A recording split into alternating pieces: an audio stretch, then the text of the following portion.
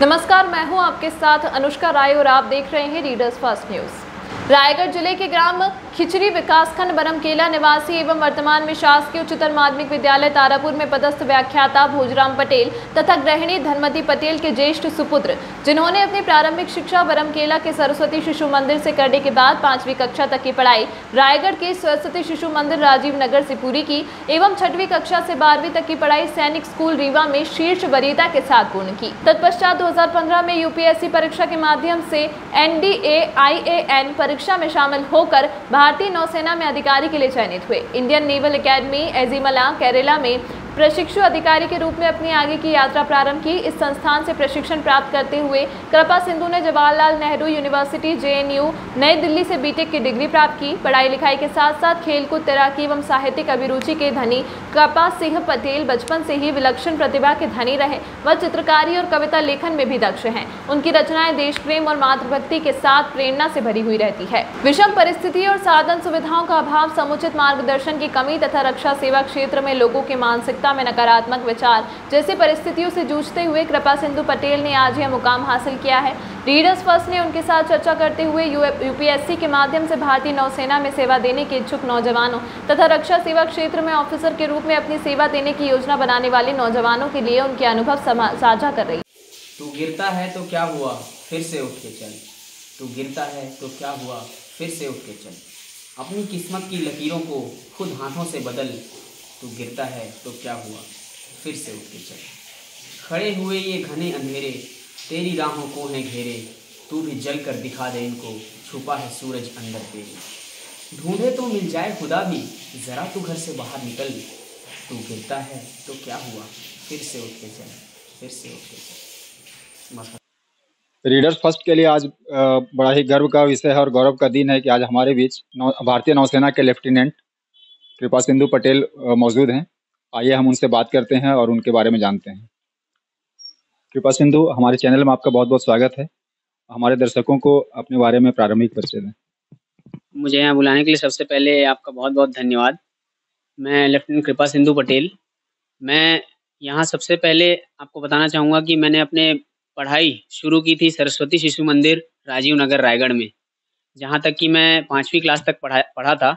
और 5वीं क्लास में रहते रहते उस दौरान मैंने नवोदय और सैनिक स्कूल दोनों का ही एग्ज़ाम दिया था।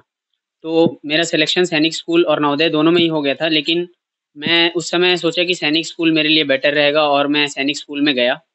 सैनिक स्कूल में 6वीं से लेकर 12वीं तक मैंने अपनी पढ़ाई की, जहाँ पर कि 12th क्लास में रहते रहते मैंने यूपीएससी की परीक्षा दी, जो कि NDA और नेवल एकेडमी के लिए कंडक्ट की जाती है, जो कि साल में 2 बार होती है।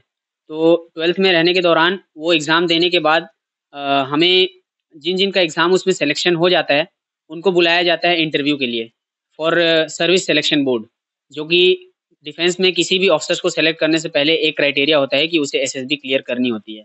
तो मेरा SSB फरवरी में प्लान था और मार्च में मेरे बोर्ड एग्ज़ाम्स भी थे, तो दोनों को मैनेज करना पड़ा जैसे तैसे। और इसी के साथ ही फिर मैं SSB देने के लिए गया था मैसूर में, और SSB क्लियर होने के बाद मैं वापस सैनिक स्कूल आया। तो हमारे सैनिक स्कूल का एक इंक्लिनेशन डिफेंस सर्विसेज की तरफ ज़्यादा होता है, क्योंकि सैनिक स्कूल नाम से ही आपको समझ में आता होगा कि सैनिक स्कूल तो बंदों को हम सैनिक बनाना चाहते हैं, ऐसा। तो मेरा जब SSB क्लियर हो गया उसके बाद मैं सैनिक स्कूल में अपने वापस आया और फिर मैंने 12th के बोर्ड की प्रिपरेशंस करी। और 12th बोर्ड में मेरे 91% आए थे उस समय।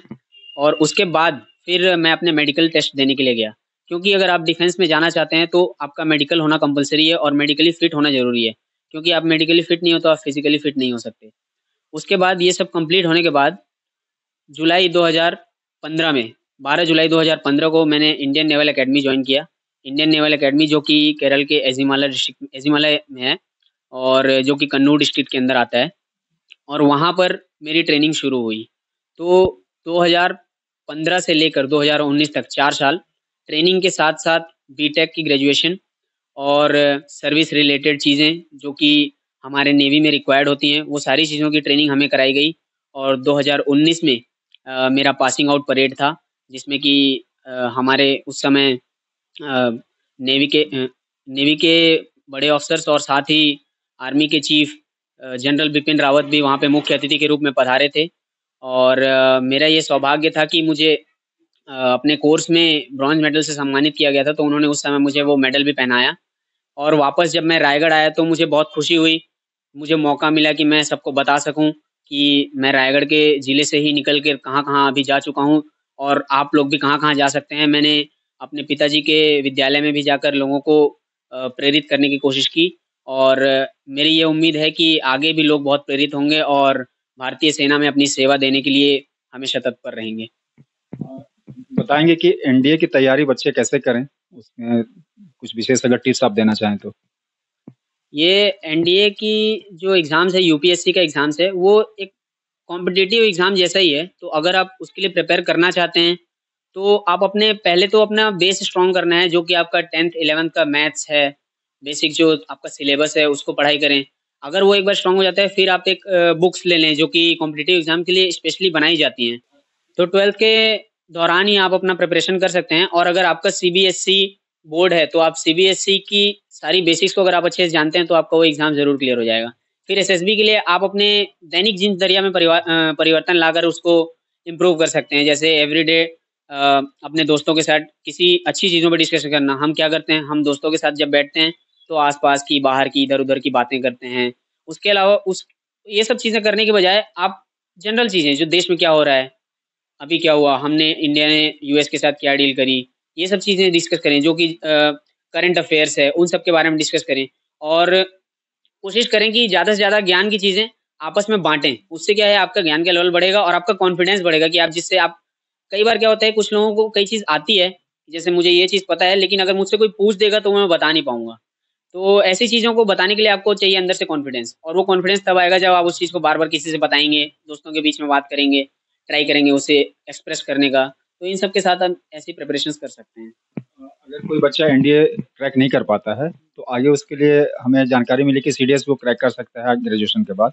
तो उसमें कितने स्कोप हैं और उसको कैसे करते हैं?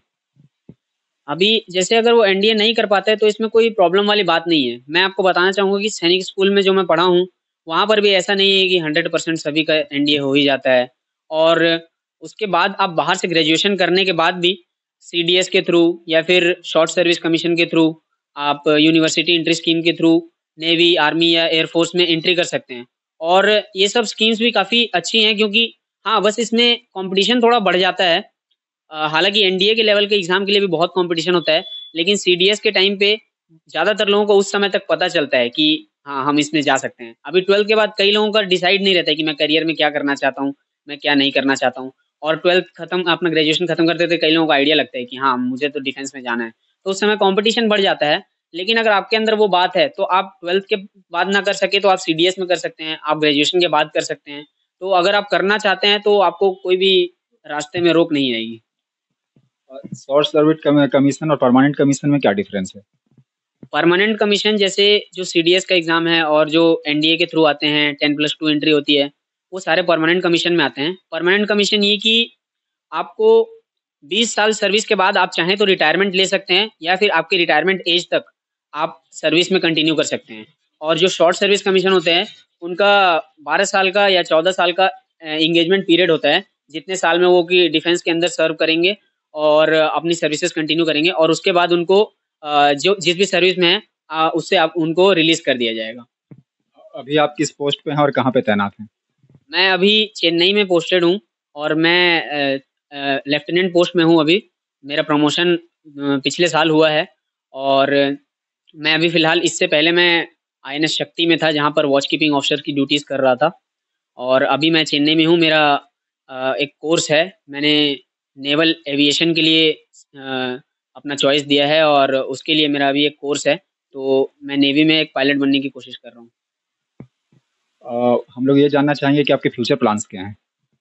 फ़िलहाल का फ्यूचर प्लान तो यही है कि मेरा जो आगे कोर्स है, जो लगभग 1 साल का कोर्स होगा, उसको मैं क्लियर कर पाऊँ और बिल्कुल जितना मैंने सोचा था, जिस तरह से उस तरह से मैं उसमें परफ़ॉर्म करूँ और उसके अलावा मैं एक अच्छा पायलट बनूँ और सबसे ज़रूरी बात ये है कि मैं एक अच्छा ऑफ़िसर बनूँ और एक अच्छा इंसान बनूँ। चाहेंगे कि आमतौर पे जो कम एज के बच्चे रहते हैं, जो करियर अपना चूज़ करते रहते हैं, उन्हें मर्चेंट नेवी और इंडियन नेवी के बारे में डिफरेंस नहीं मालूम है। तो कृपया हमारे दर्शकों को इसके बारे में बताएँ।